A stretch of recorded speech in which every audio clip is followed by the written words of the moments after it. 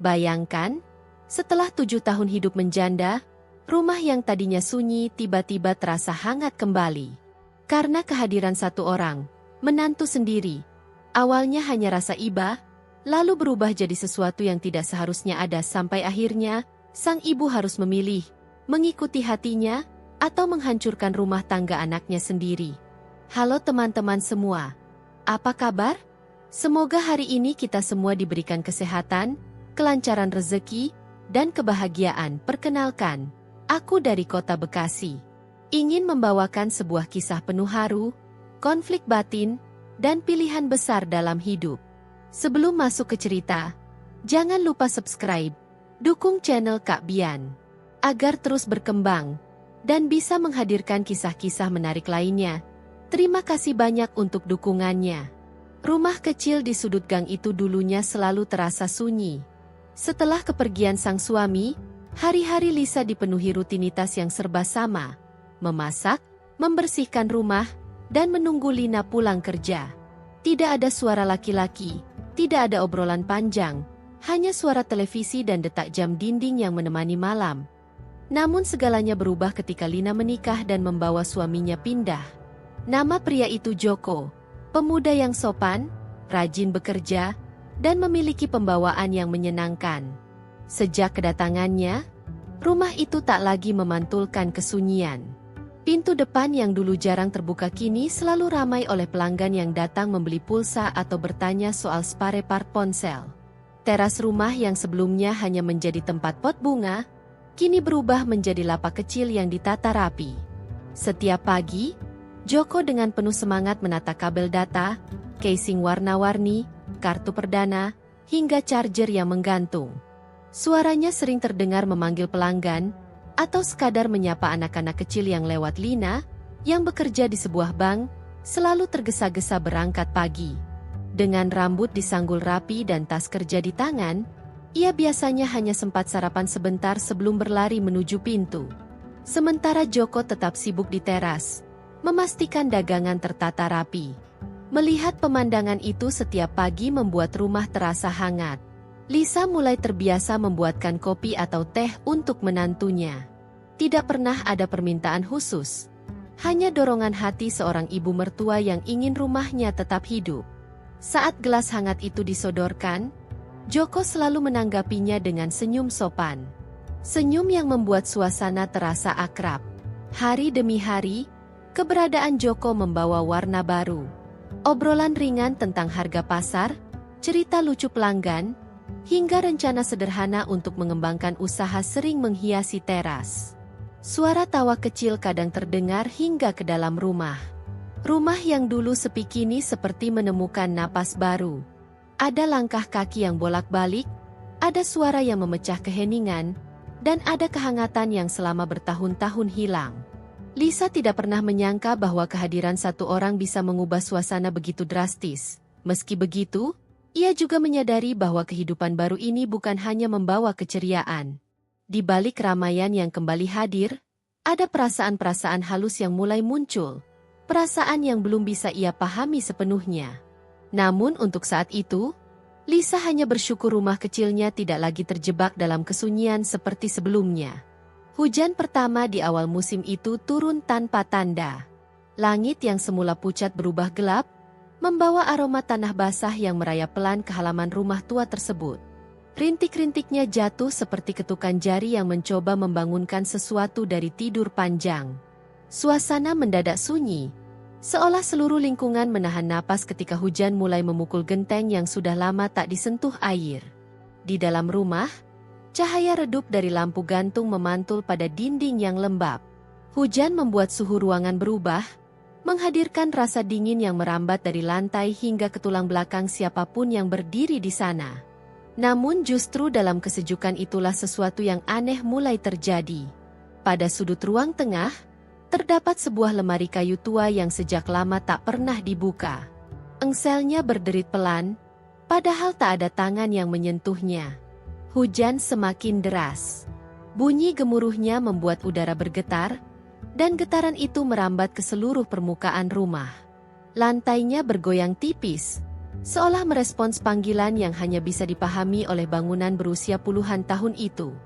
Dari celah-celah perabot, udara dingin mengalir, membawa aroma kayu lapuk dan bunga kering yang tak pernah terlihat sebelumnya. Tepat ketika kilat menyambar, sebuah suara lirih terdengar dari plafon. Bukan suara hewan, bukan pula suara angin, lebih seperti desir napas panjang yang telah lama tertahan. Hujan seakan memaksanya keluar, membukanya seperti membuka pintu rahasia. Di berbagai sudut rumah, benda-benda yang semula diam mulai bergetar, bingkai foto miring perlahan, tirai tipis bergerak meski tak ada angin, dan lantai kayu memunculkan bunyi retak halus yang ritmenya serupa langkah. Celah-celah baru muncul di beberapa tempat, terutama di ruang belakang yang selama ini selalu gelap. Pada dindingnya, cat yang mengelupas membentuk garis-garis tak beraturan. Saat tersentuh tetesan hujan yang merembes dari atap, garis itu melebar, berubah menjadi celah memanjang seakan mengundang seseorang untuk melihat lebih dekat. Di luar, hujan masih menari di atas tanah. Namun di dalam rumah, tarian itu berubah menjadi bisikan yang mengarah ke satu titik. Sebuah pintu kecil yang sebelumnya tidak terlihat. Pintu itu berada di bawah tangga, tertutup debu dan sarang laba-laba, seperti bagian yang sengaja disembunyikan oleh rumah itu sendiri. Setiap tetes hujan yang jatuh seolah memberi isyarat bahwa pintu itu perlu dibuka, bahwa ada sesuatu di baliknya yang selama ini menunggu waktu untuk keluar. Rumah tua ini tidak hanya bangun kembali, ia seakan ingin berbicara. Dan hujan, dengan segala misterinya, menjadi kunci pembuka celah yang selama ini tertutup rapat. Jika hujan berhenti, mungkin semuanya akan kembali sunyi. Namun selama suara rintik itu masih memantul di dinding-dinding tua, rumah ini hidup, dan setiap hembusannya membawa pesan yang belum terungkap sepenuhnya. Kepergian Lina pada sore itu terasa biasa saja. Hanya perjalanan singkat ke rumah kerabat di ujung desa, katanya. Namun rumah tua itu tampak bereaksi berbeda begitu pintu utama tertutup dan langkah Lina menghilang di tikungan jalan. Kesunyian yang muncul bukan sekadar hening biasa. Ada ruang kosong yang tiba-tiba menjadi terlalu luas, terlalu dalam, seakan bangunan itu kehilangan penjaga yang selama ini tanpa sadar menjaganya tetap tenang. Di dalam rumah, udara berubah tebal. Lampu-lampu yang tadinya terang meredup perlahan, seperti ditarik oleh kehadiran bayangan yang datang dari sudut-sudut paling gelap. Tirai yang biasanya diam kini bergerak pelan, meski jendela tertutup rapat. Ada sentuhan samar pada kainnya, seolah sesuatu sedang melintas di baliknya. Ruang tengah, yang sejak pagi tanpa hidup oleh suara hujan dan derit perabot, berubah menjadi tempat yang terlalu lengang. Jam dinding yang biasanya berdetak teratur mendadak terhenti pada angka yang tidak pernah berubah lagi. Jarum detiknya seakan membeku, membuat waktu di dalam rumah berhenti berjalan. Tekanan aneh muncul di lantai bawah dekat lemari tua, area yang sejak hujan turun sudah menunjukkan tanda-tanda tidak wajar. Lantainya bergetar dalam ritme seperti napas pelan, membuka kembali retakan kecil yang muncul semalam. Ketika cahaya sore masuk melalui celah jendela, tampak debu-debu halus bergerak seperti butiran kecil yang melayang ke arah yang sama, ke arah pintu kecil di bawah tangga. Pintu itu kembali tergerak sedikit, seolah merespons absennya Lina. Tanpa sosok itu, rumah seakan memperoleh kebelinaan baru untuk menunjukkan wujud aslinya. Engsel pintu mengeluarkan suara renyah. Sangat pelan namun cukup untuk menebarkan rasa merinding ke seluruh ruangan. Di dapur, sebuah gelas yang ditinggalkan di meja tiba-tiba berpindah beberapa sentimeter, meski tidak ada hembusan angin. Panci kecil yang tergantung di dinding berayun ringan, memantulkan suara logam halus yang menggema tak wajar. Semua itu seakan menunggu seseorang untuk menyadari bahwa ada aktivitas yang tidak bisa dijelaskan dengan logika. Kamar Lina pun tidak luput dari perubahan. Spraynya mengerut di satu sisi, seperti ada yang duduk di atasnya lalu menghilang begitu suara langkah dari luar makin menjauh. Jendela kamar berembun padahal udara sedang hangat. Pada permukaan embun itu terbentuk jejak samar, bukan tulisan, melainkan garis panjang yang melengkung seperti jari yang menyentuh kaca dari dalam. Setiap ruangan memperlihatkan sifatnya sendiri. Ada sudut yang mengeluarkan bunyi gemerisik, Ada langit-langit yang meneteskan air meski hujan telah berhenti, dan ada bayangan yang tidak mengikuti arah cahaya yang seharusnya. Rumah itu benar-benar hidup ketika penghuninya pergi, seolah sedang menunggu saat yang tepat untuk menunjukkan rahasia terdalamnya. Namun yang paling mengganggu terjadi menjelang senja. Dari belakang rumah, terdengar suara langkah kecil, teratur, dan sangat jelas. Langkah itu tidak menuju pintu depan, tidak pula menjauhi rumah, justru masuk melalui lorong sempit yang menuju ruang belakang. Padahal tidak ada siapapun di sana. Lina mungkin mengira rumah ini hanya bangunan tua yang butuh perhatian. Tetapi saat dirinya tidak ada, rumah itu memperlihatkan bahwa ia lebih dari sekadar tempat tinggal. Ada sesuatu yang bergerak, mengamati, dan seakan mempersiapkan sesuatu. Dan begitu malam tiba, rumah itu akan kembali menunjukkan sisi yang tidak pernah Lina ia tunjukkan saat Lina berada di dalamnya.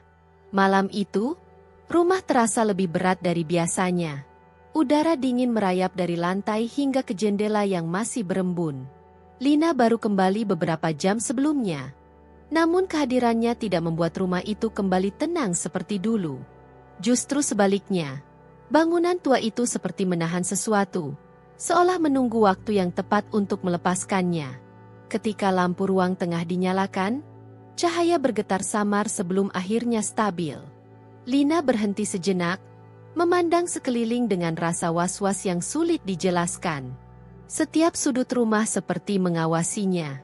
Objek-objek kecil, bingkai foto, vas bunga, bahkan kursi kayu tua, seakan telah berubah posisi meski tidak ada yang mengaku memindahkannya. Saat duduk di ruang tengah, terdengar derit kecil dari arah tangga. Hanya satu suara, namun cukup untuk membuat jantung berdebar. Lina ingin percaya bahwa itu hanya kayu tua yang mengendur, tetapi firasatnya berkata lain. Suasana terlalu senyap untuk dianggap kebetulan. Lalu pertanyaan itu muncul. Benar-benar muncul, bukan hanya dalam pikiran. Suaranya datang dari arah pintu kecil di bawah tangga. Pintu yang sejak hujan pertama selalu membawa rasa tidak nyaman. Suara itu pelan, hampir seperti bisikan, namun jelas. Kamu yakin tinggal di sini sendirian? Lina tersentak. Suara itu bukan suara laki-laki, bukan pula perempuan. Tonenya datar, dingin, seperti suara seseorang yang sudah lama tidak berbicara. Pertanyaan itu membuat seluruh ruangan terasa lebih sempit. Bahkan lampu yang menyala terang tampak tidak mampu melawan bayangan pekat yang kini berkumpul di sekitar sudut-sudut gelap. Lina melangkah mundur, menatap pintu kecil itu. Engselnya bergerak sedikit, digerakkan oleh sesuatu yang tidak terlihat. Pintu terbuka beberapa milimeter, cukup untuk memperlihatkan kegelapan pekat di baliknya. Kegelapan itu bukan seperti ruangan gelap biasa, melainkan seperti lubang yang menelan cahaya. Pertanyaan itu terulang lagi, yakin tidak ada yang tinggal bersamamu? Di luar, angin bertiup kencang, memukul jendela dan menambah ketegangan di dalam rumah. Tirai bergerak liar, bayangannya memanjang di lantai seperti tangan yang mencoba meraih sesuatu. Suara detak jam dinding kembali terdengar, padahal sebelumnya sempat berhenti. Namun dentangnya kini tidak teratur, seperti mencoba mengikuti ritme napas seseorang. Lina merapatkan tubuh ke dinding. Napasnya memburu. Namun rumah itu justru seperti menikmati ketakutannya. Lantai bergetar perlahan, menimbulkan suara retakan kecil yang merayap ke seluruh ruangan. Dari langit-langit, debu halus jatuh seperti butiran hujan, menandakan sesuatu sedang bergerak di atas sana. Lalu, dari arah kamar Lina, terdengar suara lain. Suara seperti seseorang menarik napas panjang setelah lama bersembunyi. Tidak ada langkah kaki, namun jelas ada sesuatu yang berpindah posisi. Pintu kamarnya yang semula tertutup kini terbuka sedikit, meski tidak ada angin sama sekali. Di tengah semua itu, pertanyaan dari sudut bawah tangga terus berputar di benaknya. Apa makna sebenarnya dari kata-kata itu? Mengapa rumah ini makin aktif sejak hujan pertama? Dan yang paling menakutkan, apakah rumah ini sedang mencoba memperkenalkan sesuatu atau seseorang? Malam terus merambat. Bayangan semakin tebal. Dan pertanyaan itu, meski hanya satu, berhasil mengguncang seluruh kebelinaan yang tersisa. Sesuatu di dalam rumah ini sudah terbangun. Dan kini ia bertanya. Tidak hanya bertanya, tapi menginginkan jawaban. Pagi datang dengan cahaya pucat yang menembus jendela. Namun bukannya membawa ketenangan, justru menghadirkan tekanan yang lebih berat. Rumah itu tampak biasa dari luar, tetapi di dalamnya masih tersisa jejak malam yang menegangkan. Suara pertanyaan yang muncul dari pintu kecil di bawah tangga terus bergema di kepala Lina, meski ia berusaha bersikap biasa. Tidak ada jawaban yang mampu meredakan rasa takut yang kini tumbuh seperti akar di dadanya. Sejak subuh, langkah Lina terlihat gelisah. Setiap ruangan diperiksa, setiap sudut diperhatikan, setiap bayangan dipastikan tidak bergerak dengan sendirinya. Namun semakin banyak yang dilihat, semakin jelas bahwa rumah ini tidak menginginkan ketenangan. Ada getaran halus di lantai ketika ia lewat, seperti reaksi dari keberadaannya. Seakan rumah ini sedang menimbang-nimbang sesuatu, atau menunggu keputusan yang akan diambilnya. Di dapur, gelas yang semalam berpindah posisi kini jatuh dari meja tanpa sebab. Suaranya memecahkan keheningan, membuat Lina tersentak. Pecahan kaca menyebar di lantai, berkilau di bawah sinar matahari. Melihatnya, pikiran Lina semakin yakin bahwa tempat ini bukan lagi ruang aman. Rumah tua tersebut berubah menjadi sesuatu yang tidak bisa dikendalikan. Setelah beberapa saat, Lina mengambil napas panjang dan menatap seluruh barang-barang yang pernah menemaninya sejak kecil. Foto keluarga, buku-buku lama, dan peninggalan orang tuanya tersusun rapi di lemari. Semua itu adalah kenangan yang begitu berarti. Namun justru itulah yang membuat keputusan yang harus diambil terasa jauh lebih menyakitkan. Tidak mudah meninggalkan rumah yang membesarkan dirinya. Disinilah banyak tawa pernah memenuhi ruangan, dan disinilah air mata pertama jatuh saat kehilangan. Namun kini, rumah itu bukan lagi tempat untuk berlindung. Ada sesuatu di dalamnya yang bangun, bergerak, dan memanggil dengan nada yang tidak seharusnya dimengerti manusia. Saat berdiri di dekat pintu utama, suara dari bawah tangga kembali muncul. Kali ini lebih jelas, lebih nyata, seperti seseorang berdiri tepat di balik kayu tipis itu. Pergi, atau tetap di sini bersama kami. Kata kami membuat darah Lina membeku. Rumah itu tidak hanya menyimpan satu kehadiran. Ada lebih dari itu. Ada sesuatu yang hidup dalam keheningan, dan entitas itu kini menginginkan keputusan. Lampu bergoyang pelan tanpa angin. Tirai berkibar seolah menyuruhnya bergegas. Bahkan lantai mengeluarkan bunyi yang menyerupai langkah pelan mendekati tempat Lina berdiri.